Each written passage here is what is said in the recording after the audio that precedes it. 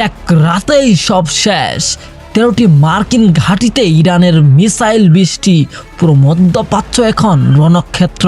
এক রাতেই পাল্টে গেল মধ্যপ্রাচ্যের মানচিত্র। যে মার্কিন সামরিক শক্তির দাপটে কাঁপত পুরা বিশ্ব, সেই শক্তির অহংকার আজ ধুলোয় মিশে গেছে। ইরানের একের পর এক মিসাইল হামলায় মধ্যপ্রাচ্য 13টি মার্কিন ঘাঁটি এখন ধ্বংসাপ্ত। কিন্তু কেন এমন হামলা? এর পর কি হতে যাচ্ছে? তৃতীয় বিশ্বযুদ্ধ কি তবে দরজায় কড়া নাড়ছে? জানতে হলে ভিডিওটি শেষ পর্যন্ত দেখুন, কারণ আজকের প্রতিটি তথ্য আপনাকে চমকে দেবে। ঘটনা শুরু মধ্যরাতের অন্ধকারে, যখন পুরো বিশ্ব ঘুমে আচ্ছন্ন। ঠিক তখনই ইরানের আকাশে থেকে দেয়ে আসে শত শত ব্লাস্টিক মিসাইল আর ড্রোন। লক্ষ্য ছিল সুনির্দিষ্ট, পশ্চিম এশিয়া ছড়িয়ে থাকা আমেরিকার শক্তিশালী সামরিক ঘাঁটিগুলো। সূত্রের খবর অনুযায়ী অত্যাধুনিক এয়ার ডিফেন্স সিস্টেমগুলোকে ফাঁকি দিয়ে একের পর এক আশ্রে পড়ছে ইরানের এই ফাতাহা মিসাইল। পেন্টাগন সূত্রে পাওয়া খবরে জানা যাচ্ছে, ইরান থেকে শুরু করে সিরিয়া সবখানেই আগুনের লেলিহান শিখা দেখা গেছে।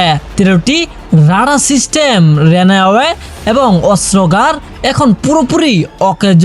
ইরানের দাবি করছে এটি ছিল তাদের উপর অন্যায়ের এক চরম প্রতিশোধ। কিন্তু প্রশ্ন হলো, আমেরিকা কি এই অপমান মুখ বুঝে সহ্য করবে?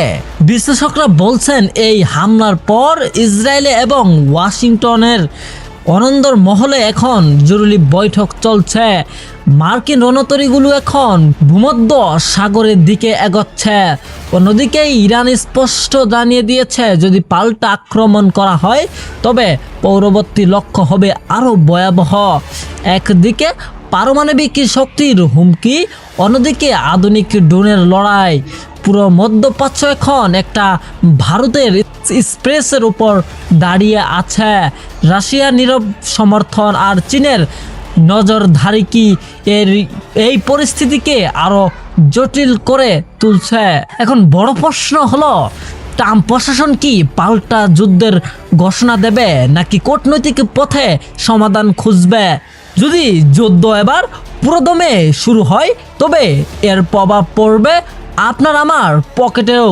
তেলের দাম থেকে শুরু করে বিশ্ব অর্থনীতি সবকিছুই থমকে যেতে পারে।